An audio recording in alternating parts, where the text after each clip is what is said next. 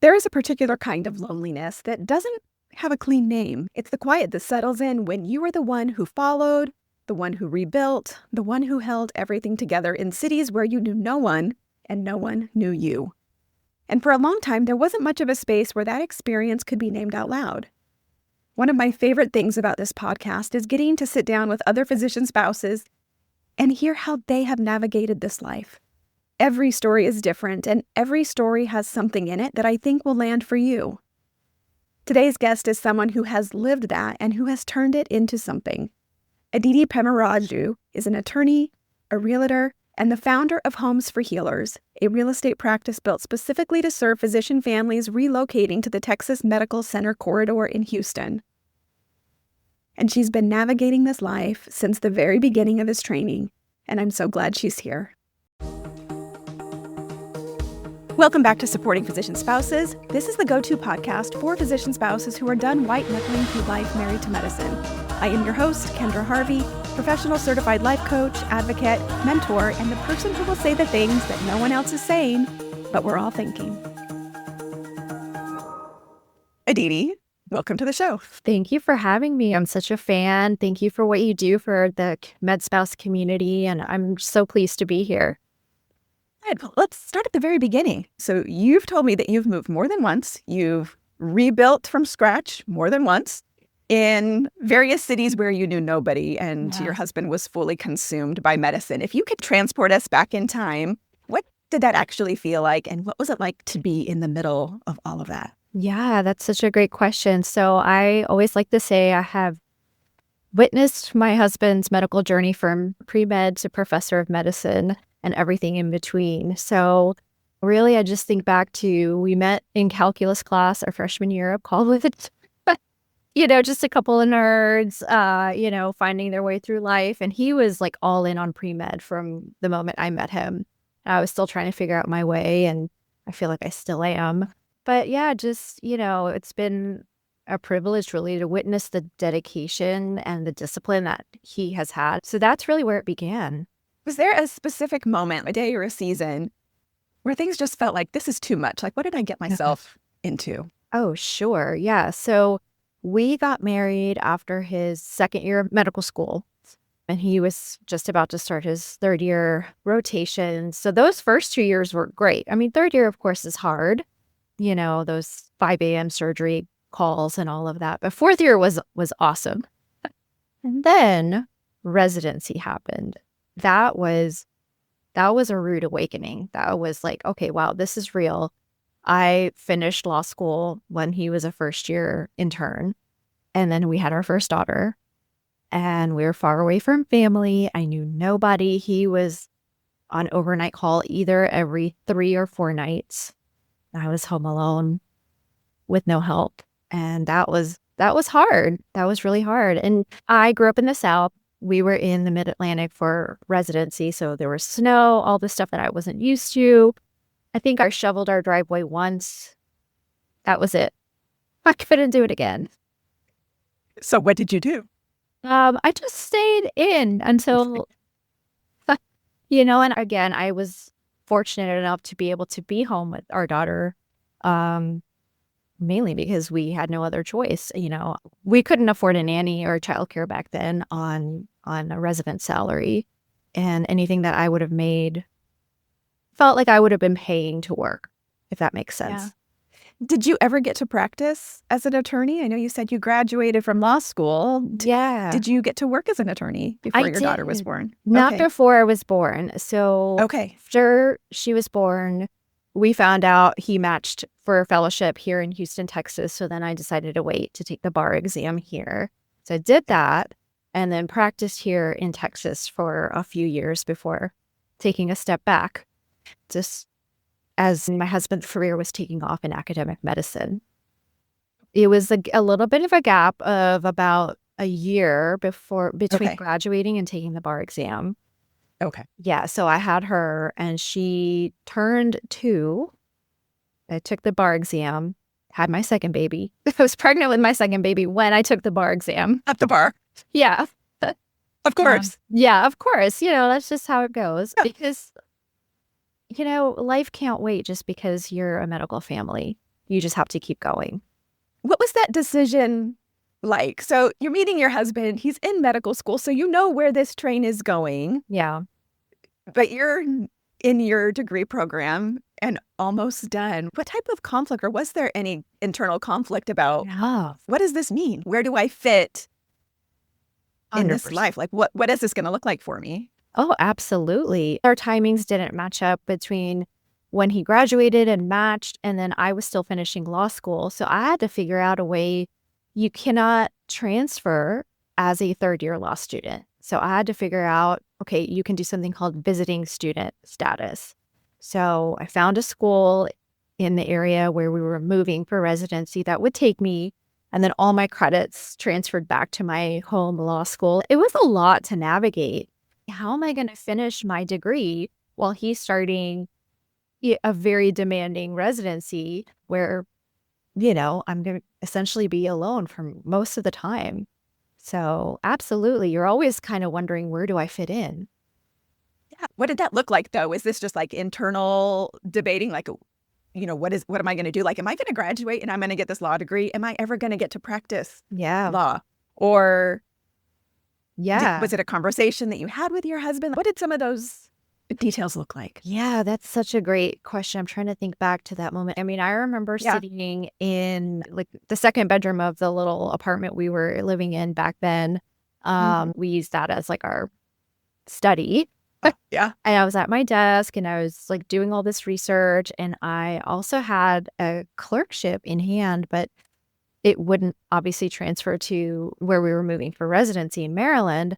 So I had to figure out, okay, am I going to give up this clerkship and then move with my husband, or am I going to stay here and do it? And are we going to be long distance? There were all of these considerations, and I eventually made the decision to not do that clerkship and to follow him.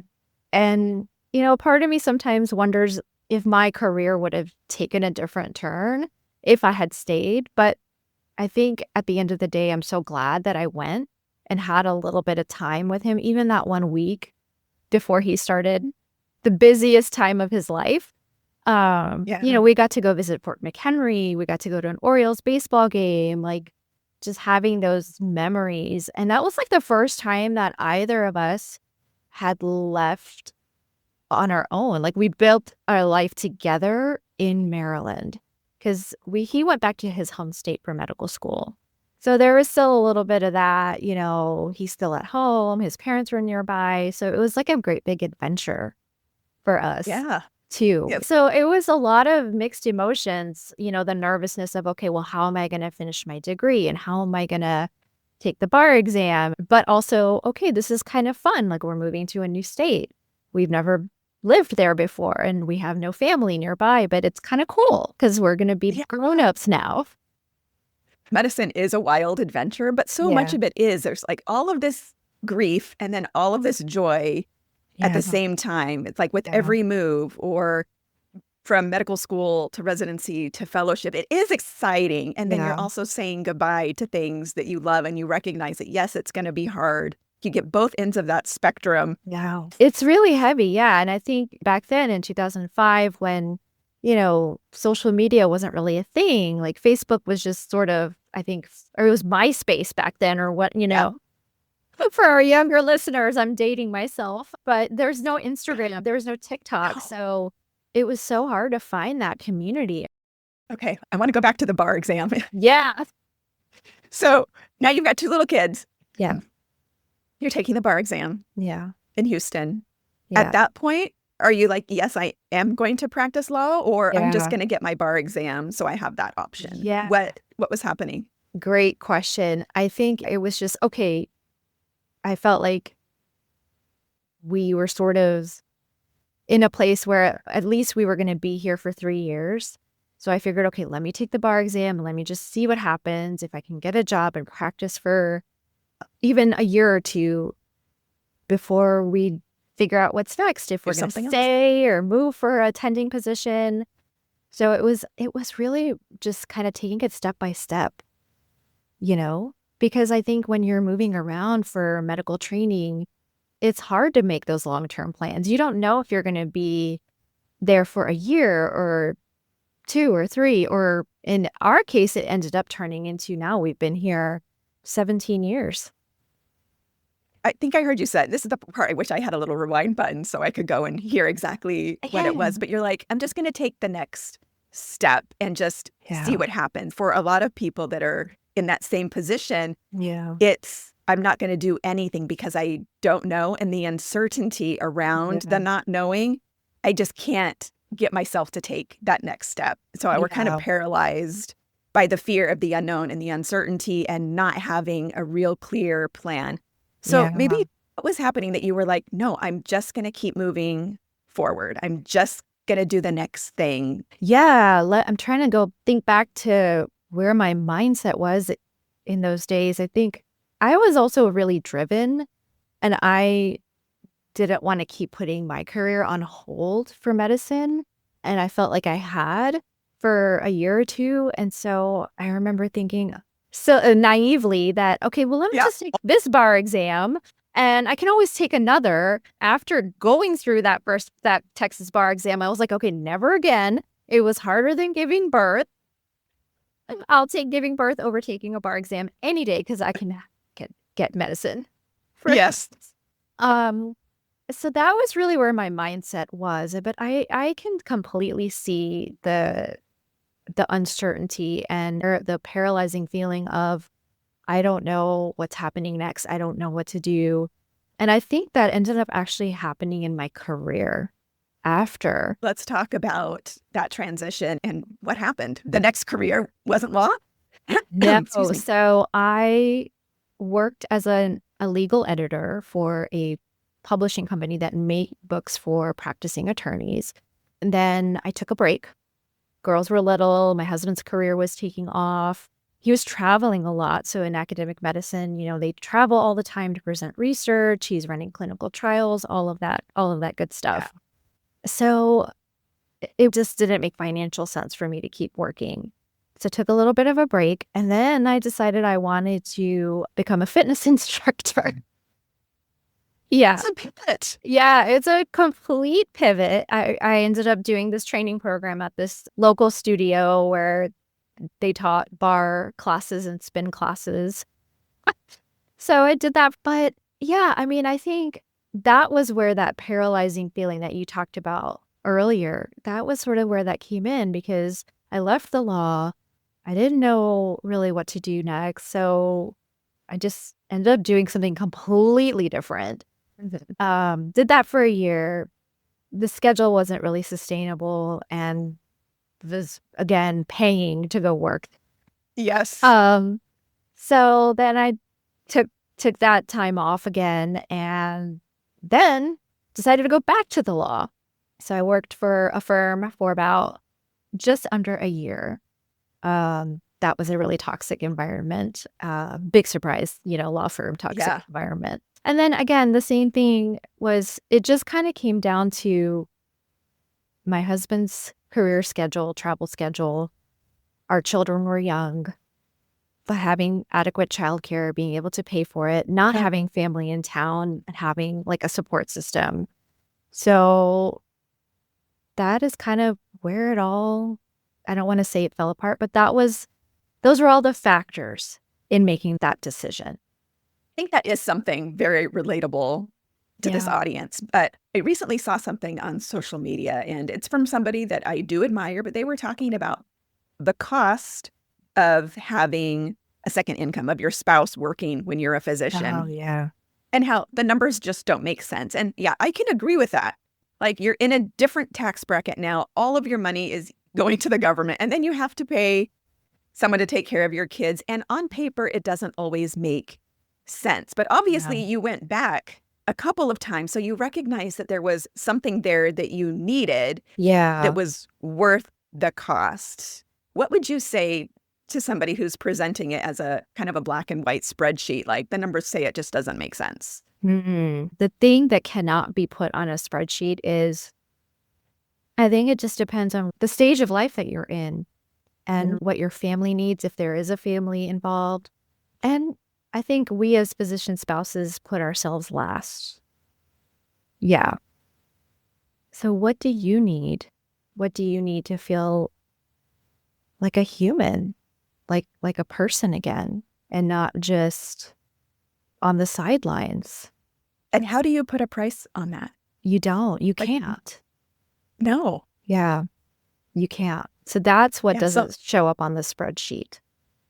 yeah, sometimes it doesn't make sense, but sometimes that's exactly what she needs. And sometimes it might cost money to Yeah. have her go to work. But if work is what she needs, then how do we argue You can't with that? quantify that. You can't quantify that feeling that you have of, okay, well, maybe right now. And here's the thing that I'll add too is the kids aren't always going to be little. Yeah. They're going to grow up.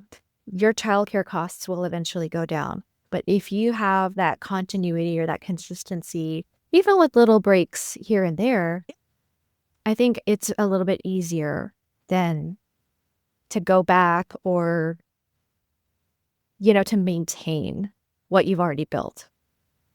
Yeah. No, I agree. And of course, I need to add the caveat that I haven't had like a W-2 paying job since 2008.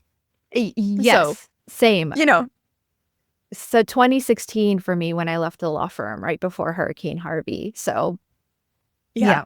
But at that same time, and this is where I think for people who have you drive or like a desire to move something forward or to engage in a project, yeah. it's like, even if it doesn't make money, working at a bar studio, I mean, Yeah. that Exactly. you're not paying for childcare with the Yeah. bar classes, but it was something for you and it was valuable. Yes. Not everybody is going to find joy in doing something outside of the house, and I fully acknowledge that. But being able to know what it is that you need, Yeah. and then to be able to advocate for it and together with your partner to get on board, like, how are we going to make this happen? Because there is a legitimate need that I have that isn't being met, and I would like to meet it in this way. And how can we make that happen? Yeah, I agree. I think that's so important. Again, just going back to what we said about physician spouses, I think we have to, in those training years, put our needs aside sometimes, but it's important that we recognize that we have those needs and it's okay to have them. And like you said, to advocate for ourselves. I think for a lot of physician spouses, especially, they're waiting. They're waiting for something. Yes. They're waiting for something external outside of them to change, either Yeah. for their partner's schedule to finally be consistent, which it never will be, or for the season to turn, for the kids to get older, for the bank account or the student loans to get paid off, or for, all of these other things. Like, they're always kind of postponing. Like, I need to wait until this thing, or this thing. Did you ever experience that? And what was the thing that maybe kept you waiting? All of that, everything that you said, waiting for residency to be done and fellowship will be better. I mean, it was a little bit better, but not really. Let's be honest. Yeah, I mean, compared to his internal medicine residency, yes, it was. And then, okay, well, waiting for fellowship to be done, and then he's going to be working, but okay, that's great, but he decided to go on the academic medicine track, which is very demanding. He has like 5 jobs in one. He's doing research. He has his clinical practice. He's on inpatient. He is teaching. He is presenting research. All of those things, and you're just waiting. And it took me a long time. It took me really until a year ago to give myself permission to stop waiting. Yeah. Yeah. So what did you do then with that permission, that newfound? I mean, I could hear in your story that you've given yourself little bits of permission all along the way. And so when you think back to like last year, kind of that, I can just do what I want to do. This is going to be okay. Tell me, what did that permission look like and what did it unlock? Yeah, I love that. Some of it was also just moving into a different phase and season of life with my older daughter going off to college. And then I have my younger daughter who is going into her junior year. So they're getting older, they're finding their way, becoming independent.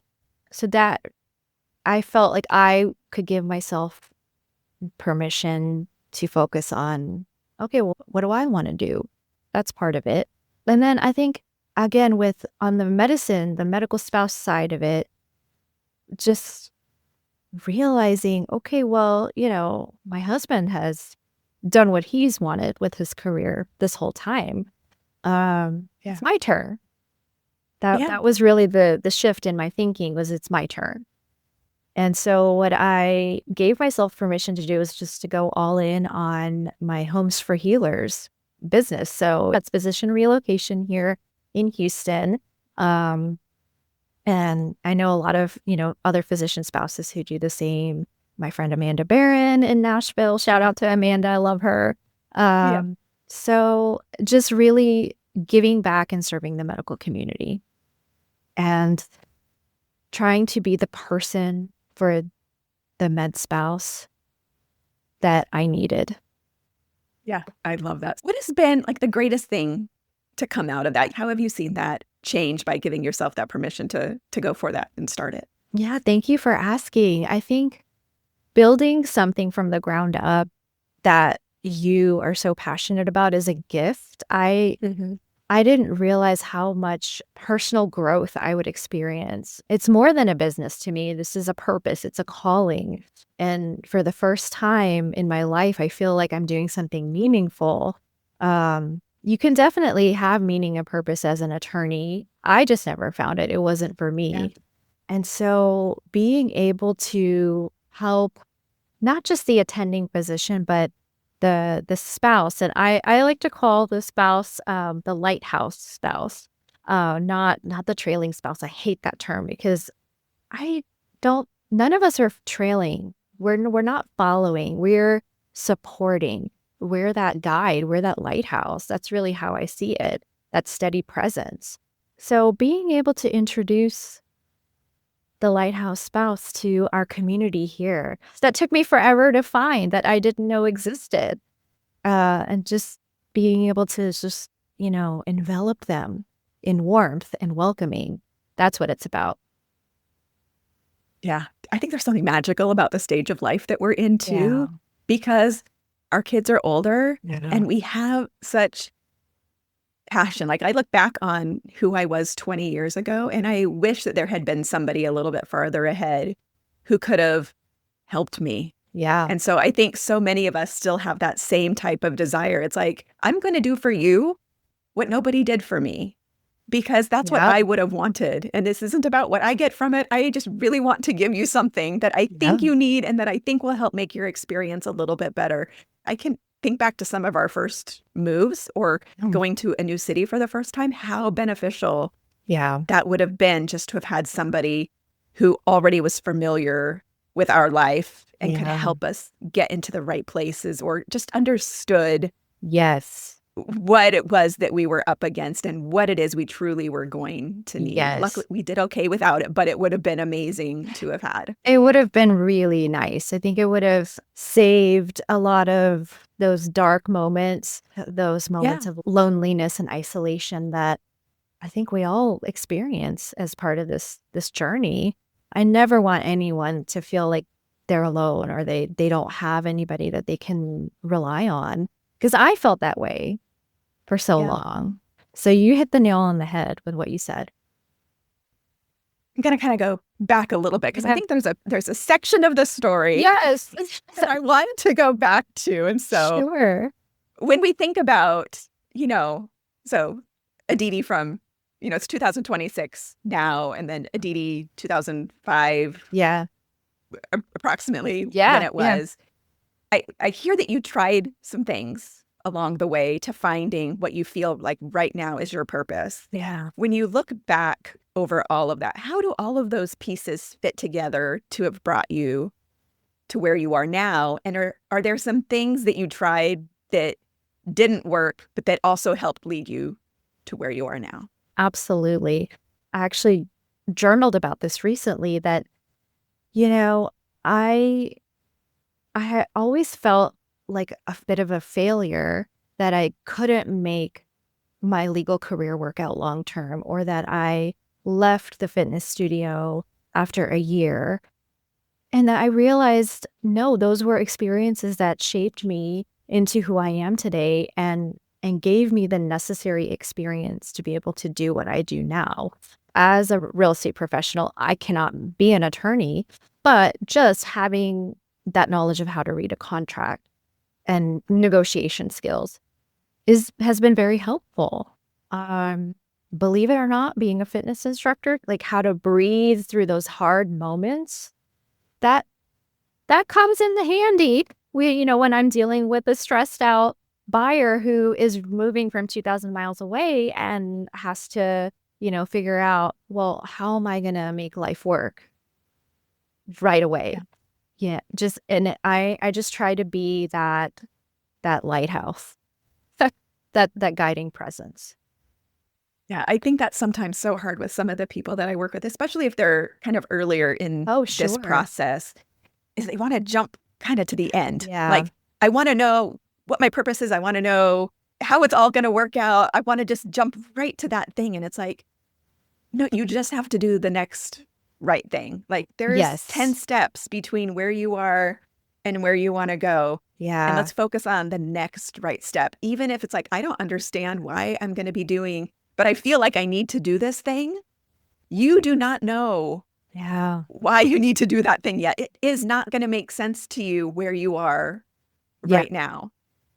100%. I think that, and that's ties into kind of how I did what I did and when I did what I did, if that makes sense. I had these feelings like, okay, yeah, I just need to sit for the bar exam.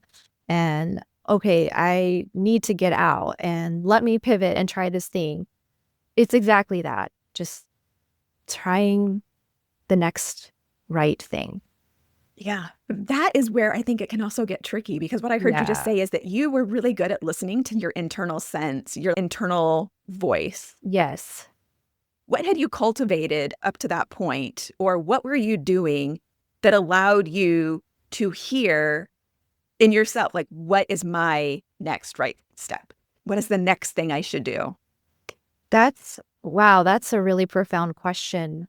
I think there's a combination of what you said, in those younger years, in your 20s and 30s, when you're getting married, establishing a household, having children. Yes, there is a lot of noise. And so how do you find the signal? Some of it is my personality. I learned from a young age. I think I'm pretty intuitive.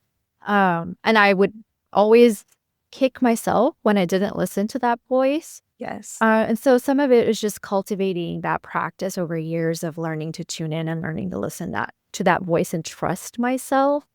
I didn't do it very well in my 30s, but I think it's looking back now from this vantage point that I'm at and that we're at. I realized, like, okay, well, maybe it seemed like a random thing or a boneheaded thing to do, but it all worked out in the end. I don't know if that makes sense. Well, yeah, it does. That is one of the things that I work with a lot of people on, is developing that self-trust and being able to listen to yourself.